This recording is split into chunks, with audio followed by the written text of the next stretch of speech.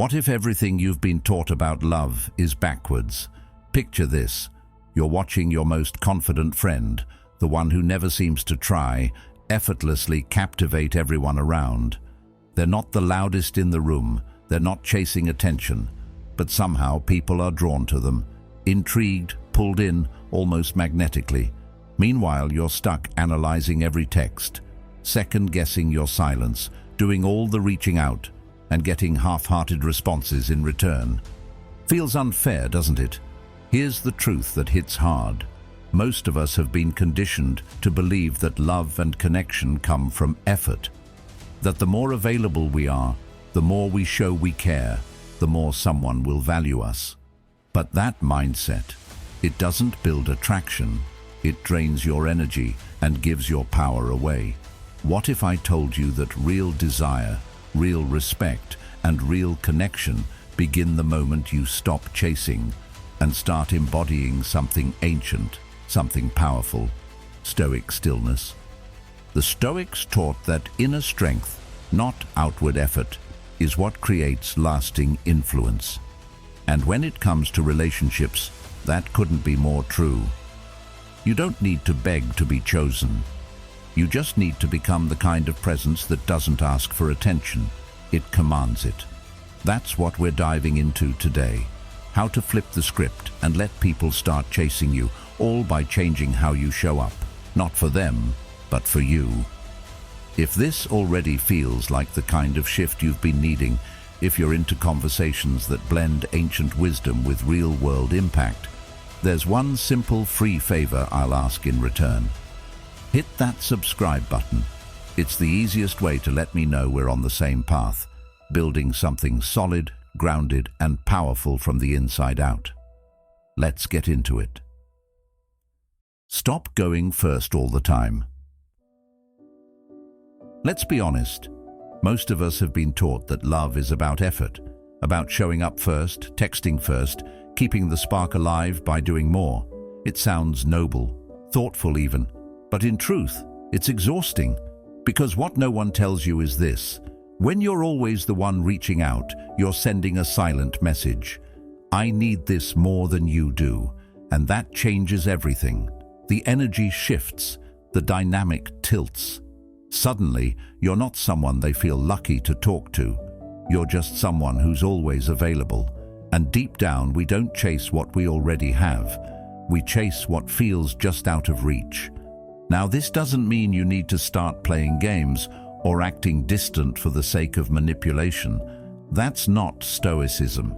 That's strategy without substance. The Stoics taught something far deeper: self-restraint, the power of not reacting out of impulse, but out of wisdom.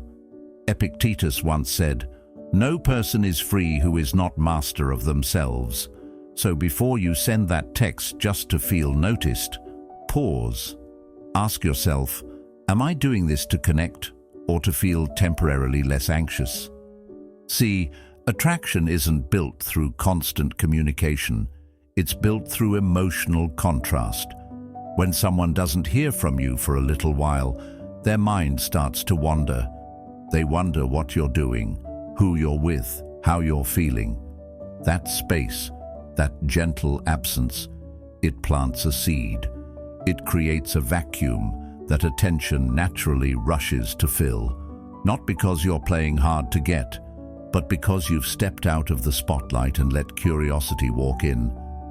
Carl Jung once said, "People will do anything, no matter how absurd, to avoid facing their own souls." Sometimes texting first all the time isn't about kindness, it's about avoiding silence, because silence forces you to sit with yourself, with uncertainty, with doubt, and that's uncomfortable. But the moment you get comfortable with that silence, the moment you stop trying to fill every gap, that's the moment you become powerful. And here's something else.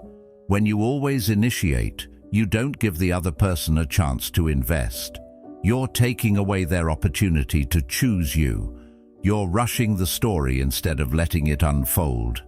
Think about it. How can someone chase you if you never stop running toward them? Plato once said, "The first and best victory is to conquer self." That includes the urge to control how connection unfolds. Try this. If you're always the one to text first, just stop. Not forever. Not in a cold, passive-aggressive way. Just take 3 days. 3 days of stillness. 3 days of no initiations. Not to punish anyone, but to observe. To see who notices your silence, who fills in the space, who steps up when you step back. Because here's the deeper truth. When you stop rushing to be seen, you start to see who's actually looking. When you stop speaking just to feel heard, you learn who listens when you're quiet. And when you stop chasing, you give others the space to decide if they truly want to follow. This kind of restraint isn't passive, it's strength. Socrates once taught that to know thyself is the beginning of wisdom. And every time you resist the pull to overgive, to over-explain, to over-text, you get a little closer to that wisdom. You become the kind of person whose attention isn't a given, but a gift. Be an emotional puzzle. Most people don't realize how much they give away in the first few conversations. We're so eager to connect, to be liked, to prove we're interesting, that we end up laying everything out. Hobbies, opinions, past relationships, every thought, every feeling, explained in full detail. But here's the thing, when you give someone the whole story up front, they stop reading. There's no suspense, no tension, no room left to wonder. You become familiar too quickly, and familiarity, as the Stoics would say, breeds indifference. The ancient Stoics believed in measured expression, not because they feared vulnerability, but because they knew the value of depth. As Epictetus said, we have 2 ears and 1 mouth so that we can listen twice as much as we speak. That's not just good advice for wisdom, it's gold for attraction. When you say less, you give others space to lean in, to wonder, to fill in the blanks with their own imagination. And that's what draws people closer, not the facts you spill, but the feelings they're left holding. Psychology backs this up too. Carl Jung once wrote, "The meeting of 2 personalities is like the contact of 2 chemical substances. If there is any reaction, both are transformed." And transformation doesn't happen when everything is predictable. It happens when something unknown stirs emotion. A little mystery, the kind that makes someone feel there's more to discover, is what ignites that transformation. Let's break this down practically. The next time someone asks you what you do for fun, don't give them a resume. Don't list 5 activities in neat bullet points. Say something like, "Depends on the mood. Sometimes I disappear for days. Sometimes I throw the best dinner party you've ever seen." That's not being vague. That's giving them something to chew on, a small spark of curiosity. Now they're not just hearing you, they're thinking about you. Aristotle said, "The aim of art is to represent not the outward appearance of things, but their inward significance." In conversation, this means you don't need to showcase every part of yourself at once. You only need to reveal what stirs curiosity. Share a piece of your world, not the whole thing. Leave space for your presence to unfold over time, not all in one breath. This doesn't mean you should hide who you are, not at all. Vulnerability is beautiful when it's earned, when it's layered, when it builds slowly, like a story told in chapters. What you're doing is creating emotional pacing, giving someone time to catch up, time to want more, time to invest. Socrates once said, "The only true wisdom is in knowing you know nothing." That same mindset can be felt in the people we chase. There's always something just out of reach. Some new layer, some untold detail. When someone feels like they already know everything about you, their mind moves on. But when there's more to explore, they keep coming back. You don't have to pretend to be mysterious. You just have to stop over-explaining. Let the silence sit. Let the question hang a little longer before you answer. Let someone get curious. And if they ask again, that's a sign it's working, because people don't chase what's obvious, they chase what sparks wonder. So slow down. Speak simply but with weight. Don't fill in every gap. Let them want to know. That's not game playing. That's wisdom. That's restraint. That's power. And the ones who master it, they don't chase. They're the ones being chased. Don't be too available. There's a strange lie that's crept into how we think about connection. The idea that the more available you are, the more someone will appreciate you. That if you show up constantly, drop everything when they call, reply instantly no matter what you're doing, they'll see that as loyalty, as love, as effort. But the truth, that kind of constant presence doesn't increase your value, it quietly erodes it. When people can reach you at any time, for anything, with zero resistance, they start to forget that your time has weight, that your attention means something.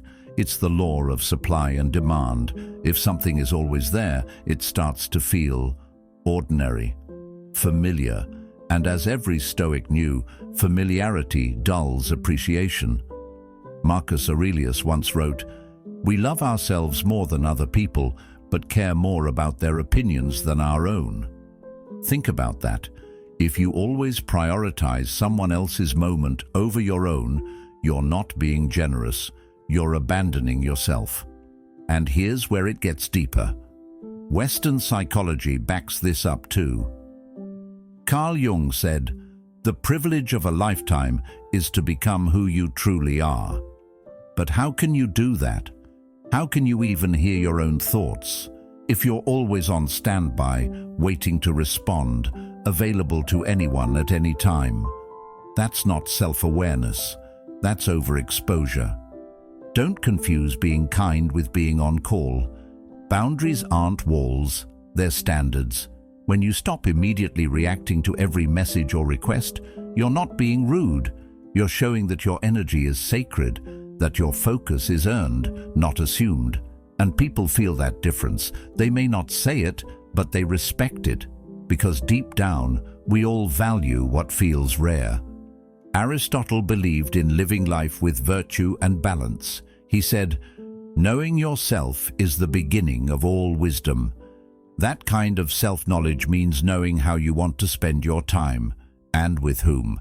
It means having a life that doesn't pause just because someone else suddenly remembered you exist. You want people to value your time. Start by valuing it yourself.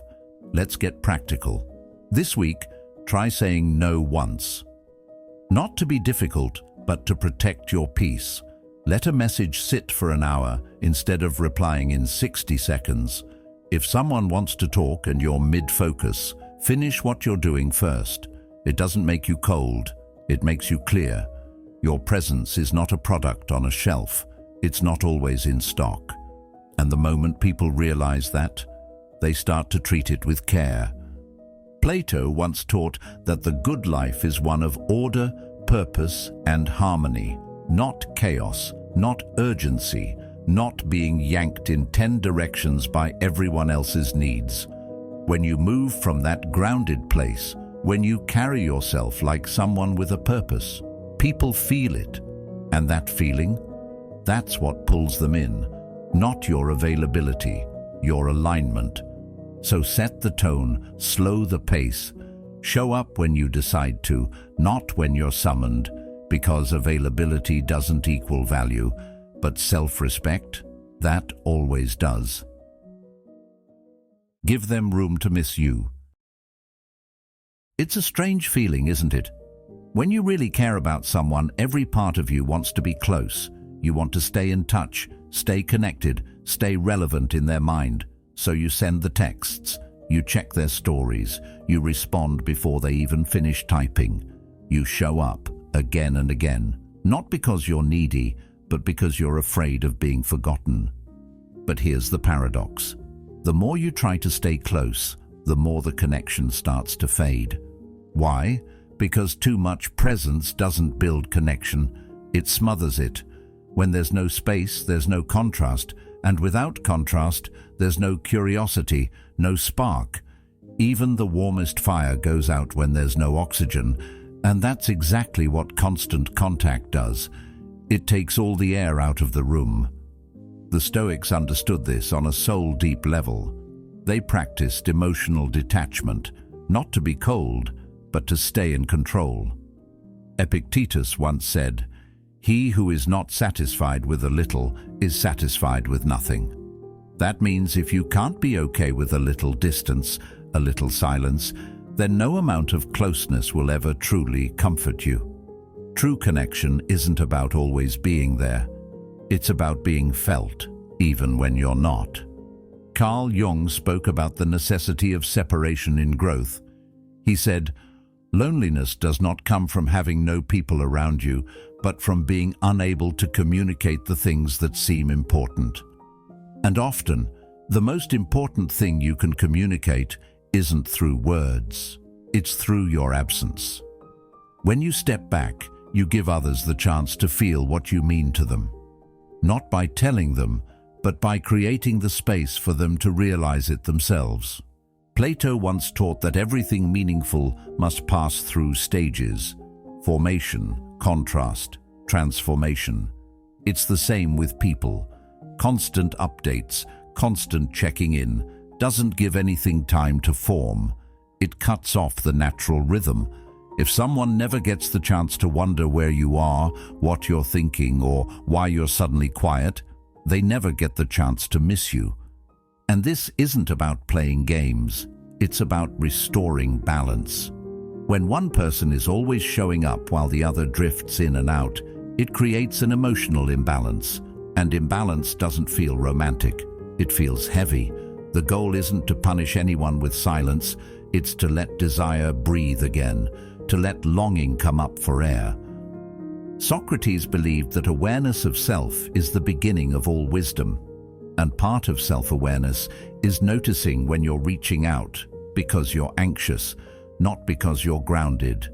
When you text just to feel a response. When you're online just to feel close. That's not presence, that's pursuit. And if you're always in pursuit, there's no room for them to take a step forward. So here's the shift. Resist the urge, not forever, not with hostility, just enough to let silence do what words cannot. Let your absence speak. Let the tension build. Let the stillness create value. Because the people who are meant to be close, they'll feel the gap. They'll notice your silence. They'll want to fill that space. And that's when the energy flips. That's when attraction returns. Not through force, but through air, through space, through self-respect. Because in the end, you don't need to be constantly present to be unforgettable. You just need to stop chasing and start allowing. Let them feel the silence. Let it say what your words never could. Shake up the routine. There's something subtle but powerful about the unexpected. Think about it. The most unforgettable conversations, the most magnetic people, the ones who linger in your mind long after they leave. They all share one thing: unpredictability, not in a wild, unstable way, but in a human, dynamic, emotionally alive way. They don't move in straight lines. They don't repeat the same rhythm over and over, and that's exactly why we keep thinking about them. They catch us off guard, and we like it. You see, the human brain is wired to seek patterns, but it's also wired to get bored by them. Predictability makes us feel safe, sure, but after a while, safety becomes monotony.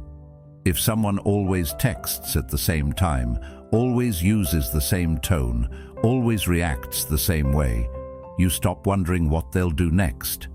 And once the wondering stops, so does the excitement. And when the excitement dies, so does the chase. The Stoics knew this well. While they preached emotional stability, they didn't confuse it with emotional flatness. Marcus Aurelius wrote, "The universe is change.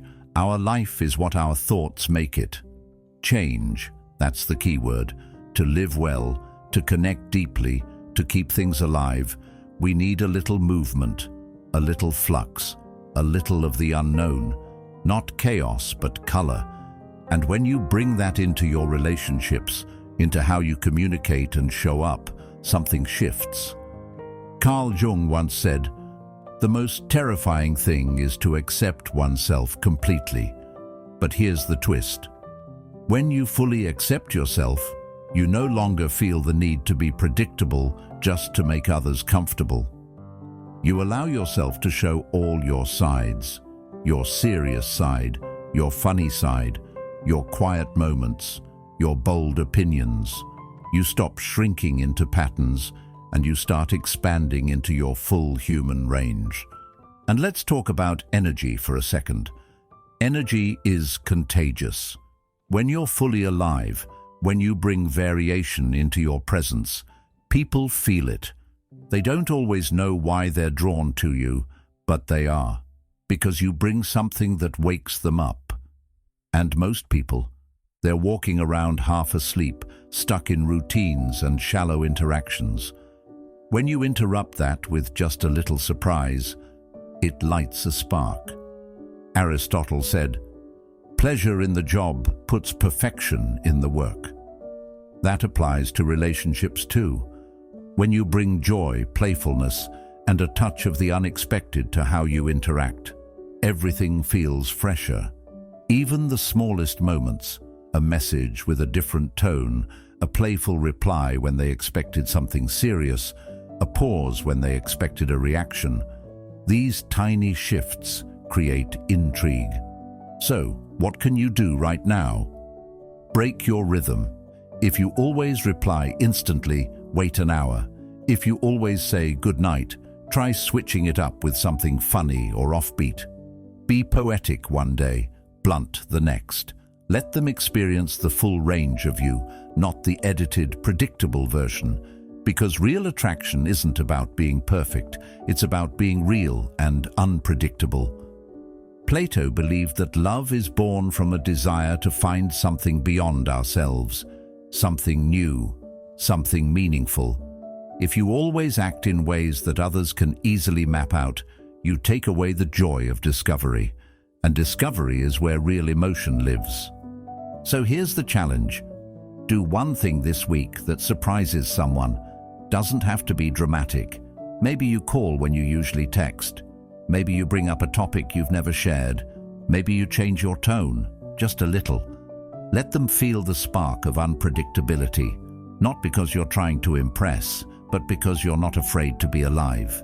You don't have to become someone else. You just have to let more of you come through.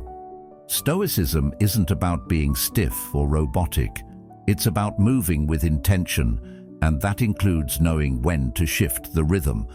When you bring that level of awareness into your presence, people won't know exactly what to expect, and that's exactly why they'll keep coming back. Compliment less, observe more. There's a quiet power in saying less, especially when it comes to compliments. We've all been taught that giving praise is a good thing, and it can be, but only when it's real, rare, and rooted in presence. See, the problem isn't that people like compliments. The problem is that when they're handed out like candy, early, often, and without thought, they stop meaning anything. What started as warmth starts to feel like approval-seeking. And that's when the energy shifts. People pick up on it. Not always consciously, but they feel it. When someone showers them with compliments before they've even earned your attention, it signals a lack of self-containment, like you're trying to win them over with words. And here's the truth. What's earned is respected. What's given too easily is dismissed. Compliments aren't inherently bad, but used the wrong way, they lose their impact and lower your perceived value. The Stoics taught restraint not just in action, but in expression. Marcus Aurelius wrote, "Waste no more time arguing about what a good person should be. Be one." In the same way, don't talk endlessly about how amazing someone is just to be liked. Be someone who pays attention, who notices detail, who speaks with purpose, and when you do speak, they'll listen. Not because your words are louder, but because they're rarer. Carl Jung had a similar view on authenticity. He said, "You are what you do, not what you say you'll do." The same goes for connection. It's not about how many nice things you say. It's about how grounded you are when you say them. Are your compliments automatic, or are they specific, earned, observed? A compliment that lands with emotional weight will echo much louder than a dozen casual ones tossed in just to keep attention. And here's where it gets interesting. In a world where most people are quick to flatter, where validation is cheap and overused, your silence becomes a signal. When someone's used to getting compliments from everyone, and you don't immediately jump in, it creates tension, a little mystery. They start to wonder, why hasn't this person said anything? That pause, that space, that absence, it's magnetic. It creates an emotional contrast that people remember. Socrates believed that true wisdom begins with knowing how little you know. And that applies here too. When you observe more and speak less, when you don't rush to praise, you're showing wisdom. You're showing that you're not easily impressed, and that your validation actually means something. This doesn't mean you should withhold affection or be emotionally closed off. Not at all. But it does mean becoming intentional with your praise. Wait until it lands. Wait until you feel it. And then say it simply, clearly, without exaggeration. One well-placed, honest compliment, not about looks, but about presence, thought, character, can change everything. Plato once said, "Wise men speak because they have something to say, fools because they have to say something." Compliments are no different, the ones that come from stillness, from attention, from truth. Those are the ones people replay in their heads for days. So here's your challenge. Next time you're about to send that "you're so cute" message, pause. Observe instead. Let them feel your attention before they hear it. Then, when the right moment comes, say something that lands with weight. That's the kind of compliment they'll chase, not because it flatters their ego, but because it felt real, and real is rare. Let silence speak for you. Some of the most powerful moments in life happen in silence, not in noise, not in explanations, but in that still space between words where something deeper settles in. It's in those moments that people really feel something, not because you said more, but because you allowed the tension to breathe. But here's the catch. Most people can't sit with silence. It makes them anxious. It feels like a void that must be filled. So they rush, they ramble, they reply too fast. Not because they're confident, but because they're trying to avoid discomfort. But discomfort isn't always the enemy. In fact, it's often the doorway to something real. The Stoics knew this. They practiced restraint not only in emotion, but in expression. Epictetus once said, "It is not what happens to you, but how you react to it that matters." That includes how you react to silence. When someone goes quiet, or when a conversation lulls, do you panic, or do you lean back, breathe, and let the moment unfold? Carl Jung understood this too. He wrote, "Solitude is for me a fount of healing which makes my life worth living." Silence, both inward and outward, allows space for clarity, and clarity allows for deeper connection. When you resist the urge to speak just to keep a moment alive, you send a powerful message. I am at ease with myself. And that, more than any clever text or perfect reply, creates magnetism. Socrates, the father of questioning, believed that wisdom begins in wonder. But wonder doesn't grow in a monologue. It grows in pause, in the gaps, in letting a question hang unanswered for just a bit longer than usual. That delay, that breath, it invites curiosity. it stirs reflection. And reflection is where real connection begins. Let's talk rhythm. In music, it's not just the notes that move us. It's the silence between them.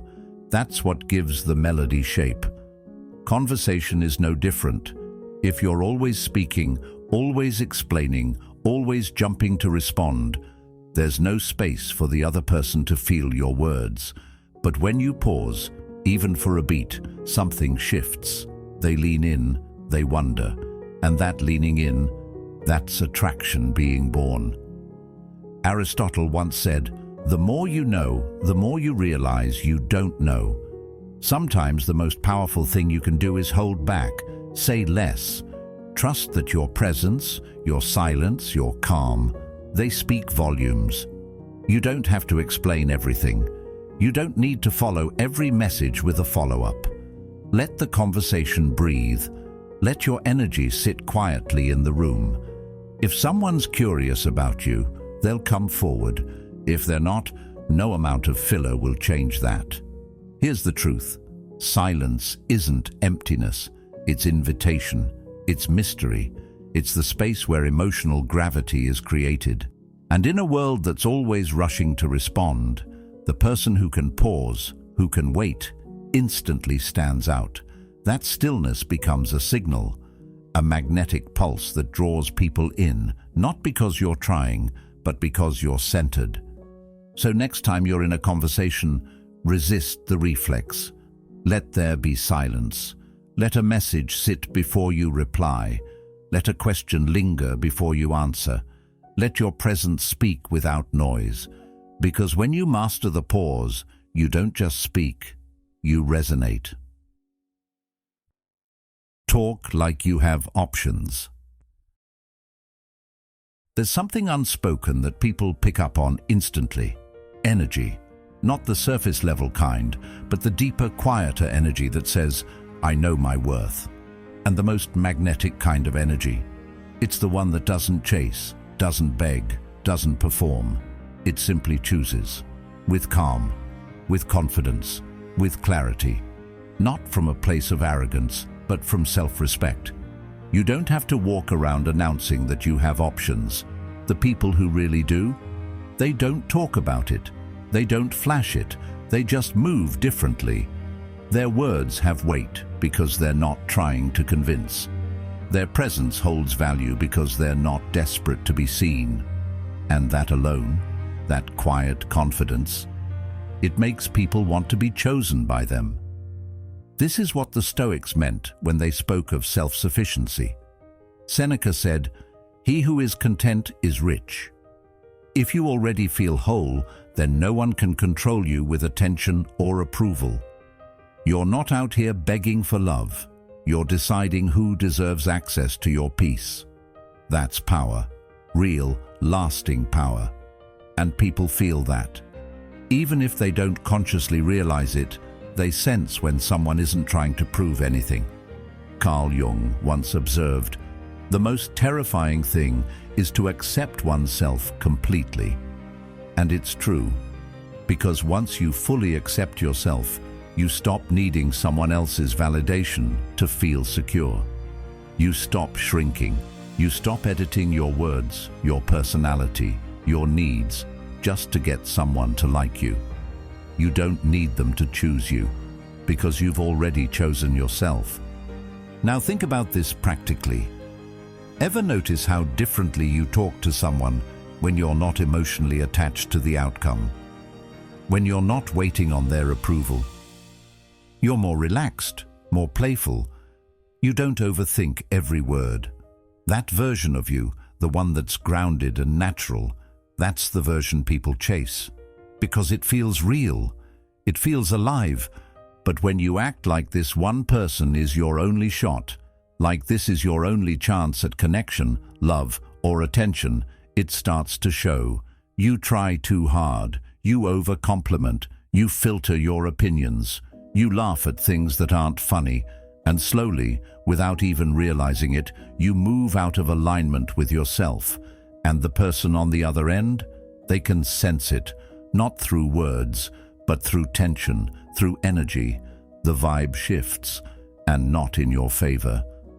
Plato once said, "The measure of a man is what he does with power."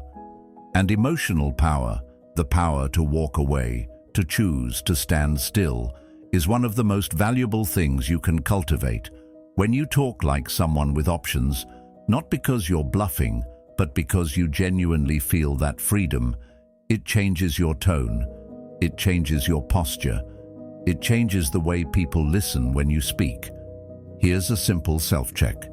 Next time you're around someone you're interested in, ask yourself, am I being real or am I performing? If your tone is laced with nervous energy, if your words are built to impress instead of express, pause, breathe, recenter. You don't need to convince anyone of your value. The right ones will recognize it without the pitch. Socrates taught that to find yourself, think for yourself. So stop bending to fit into someone else's story. Create your own.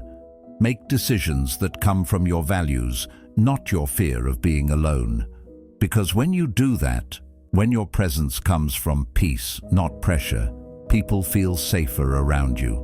They feel intrigued. They feel drawn in. And in that space, you don't need to chase anyone. They come to you, not because you said you had options, but because you carried yourself like someone who already knew it. Be the prize, not the fan.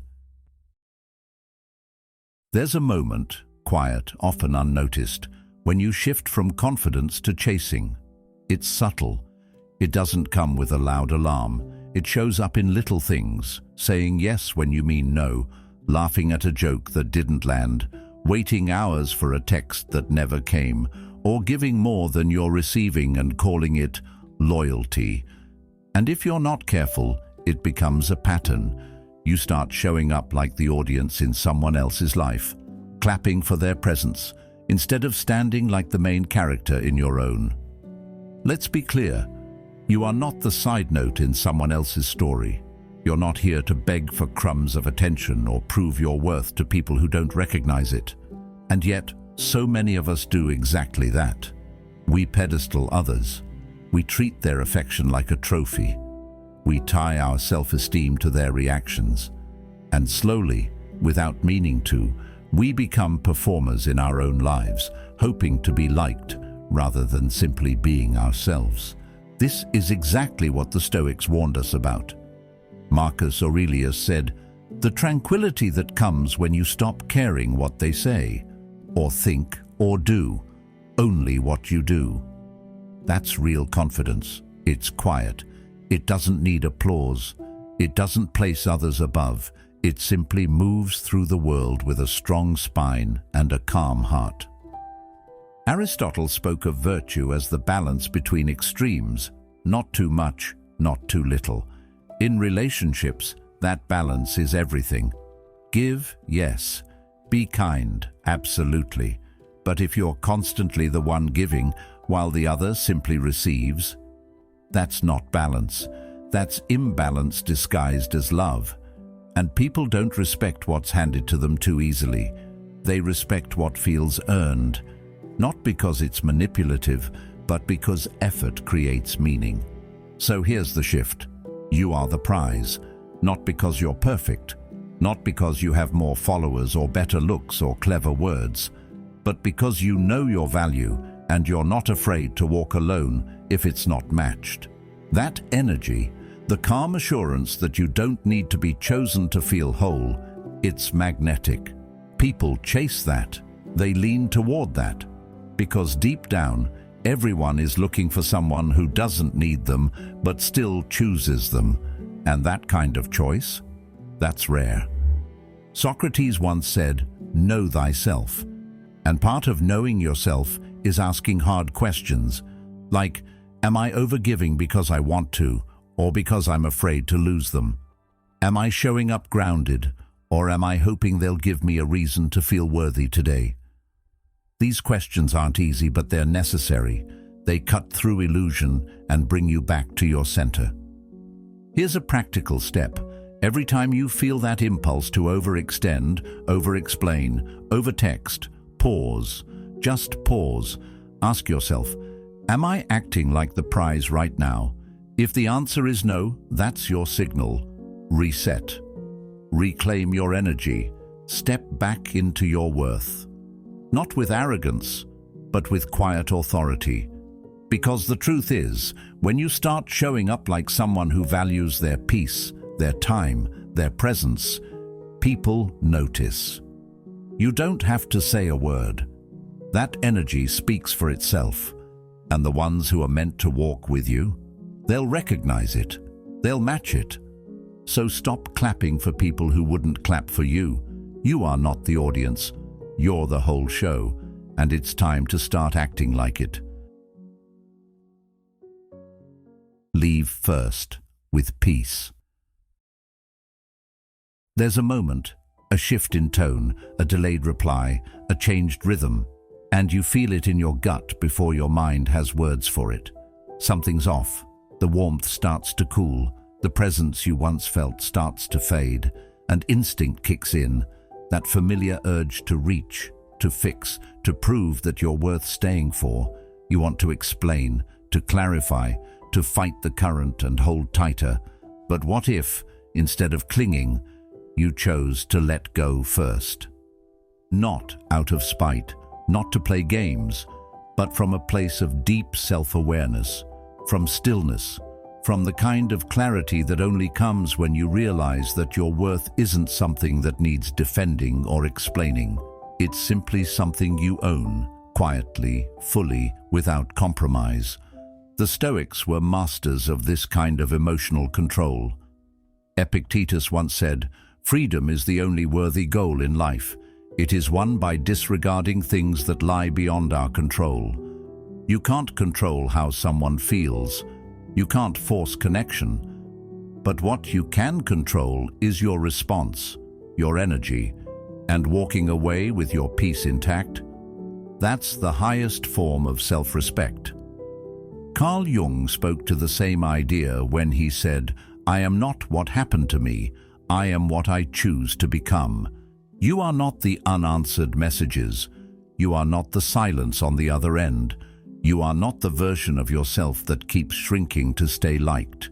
You are your boundaries, your choices, your willingness to leave the room when your presence is no longer seen for what it is, a gift. Plato taught that love is a pursuit of wholeness, the recognition of something noble and complete in another. But if the dynamic starts to feel like a one-way street, that's not love, that's imbalance. And staying too long in imbalance teaches your nervous system to settle for survival over connection. It teaches your spirit to tolerate crumbs. And what you tolerate, you train yourself to expect. Leaving first isn't dramatic. It's not loud. It doesn't have to come with announcements or burning bridges. It's subtle. It's felt more than it's seen. You simply pull your energy back. You stop performing. You stop chasing conversations. You stop waiting to be chosen and choose yourself instead. Socrates said, "The unexamined life is not worth living." And that includes the emotional patterns we repeat. Are you staying in situations that chip away at your dignity? Are you shrinking to be digestible? Are you over-explaining your worth to people who've already made up their minds? These are hard questions, but they lead to freedom. Here's the thing. When you leave first, from a place of inner calm and not wounded pride, something powerful happens. You're not running. You're not avoiding. You're simply acknowledging that what once felt aligned no longer is. And rather than distort yourself to fit what's changing, you honor the shift. You walk. And that walk, that quiet exit with your head held high, it echoes because most people expect you to cling, to chase, to beg. When you don't, when you choose peace over panic, they notice. That silence carries a weight no explanation ever could. Aristotle believed that the highest form of happiness comes from living a life of virtue and self-realization. That means choosing the hard road when it aligns with your truth. That means saying, "This isn't for me," even when it hurts, because peace isn't always found in fixing. Sometimes it's found in walking away. So if the vibe is off, trust it. Don't write another paragraph trying to salvage what someone else stopped investing in. Don't send another message hoping to revive what's already fading. Just pull your energy back, softly, firmly, completely. Because the person who walks away with grace doesn't just protect their dignity, they become unforgettable.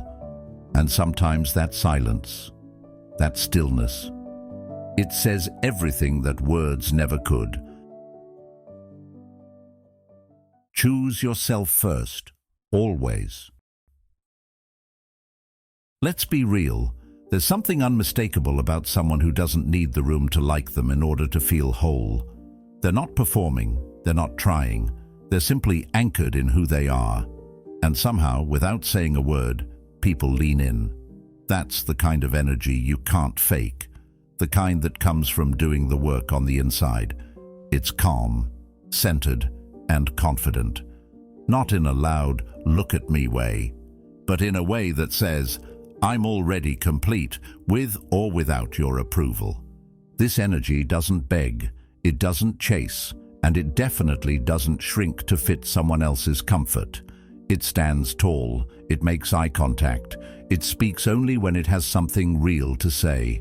You've probably seen it, maybe you've felt it, that rare sense of self-possession that doesn't need to be loud because it's already solid. The truth is, most people are chasing love, not because they're full, but because they feel something missing. They're chasing validation, attention, a sense of worth. Not because they're broken, but because no one ever taught them how to be whole on their own. And so they run from person to person, moment to moment, hoping someone will finally give them what they haven't given themselves. But here's the paradox. The more you crave being wanted, the less magnetic you become. The more grounded you are in yourself, the more people naturally want to be around you. That's the power of what the Stoics called ataraxia, a state of deep, unshakable inner peace. Not coldness, not emotional detachment, but a calm soul that stays steady, no matter who walks in or out of the room. Marcus Aurelius said it best. He who lives in harmony with himself lives in harmony with the universe. When your inner world is aligned, your outer world begins to reflect that. You stop chasing people to feel enough. You stop trying to fit into spaces that don't honor you. You stop proving, and instead, you begin choosing. Carl Jung once said, "The most terrifying thing is to accept oneself completely." And he was right. Because to accept yourself means facing your shadows, sitting with your silence, owning your past without letting it define your present. But once you do that, something shifts. You no longer search for someone to fill your cracks. You become solid. And anyone who enters your life is a bonus, not a bandage. Plato believed that true balance comes when we rise above the loud cravings of the ego and tune into something deeper. When we stop trying to be chosen and start asking ourselves, what am I choosing? We gain clarity.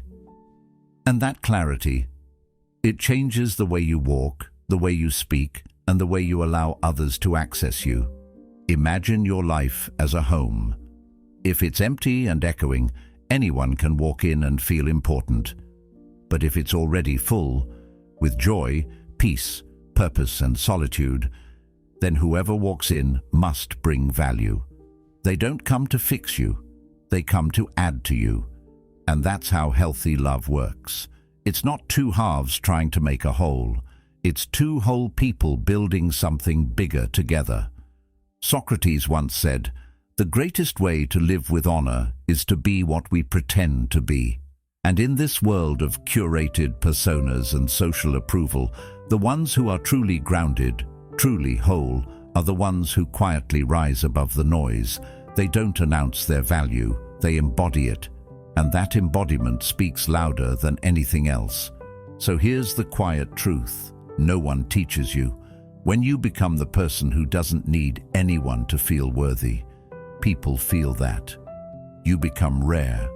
You become the one they remember, the one who's not afraid to be alone, the one who walks in peace, speaks with depth, and gives without losing themselves in the process.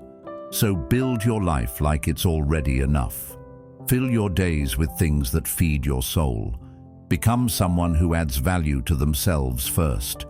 Because once you do that, you stop looking for someone to rescue you and start attracting those who simply want to run beside you. And that's when everything changes. Not because you were chasing them, but because you finally stopped chasing anything. True power begins the moment you stop chasing and start becoming. When you move through life grounded in your own worth, you don't just attract attention, you command respect. If this message stirred something in you, there's another video on your screen right now that will take you even deeper into this journey. I encourage you to keep watching, keep reflecting, and keep growing. Thank you for being a part of Stoic Journal. Your presence here means more than you know. Until next time, stay calm, stay clear, and keep becoming someone even silence can't ignore.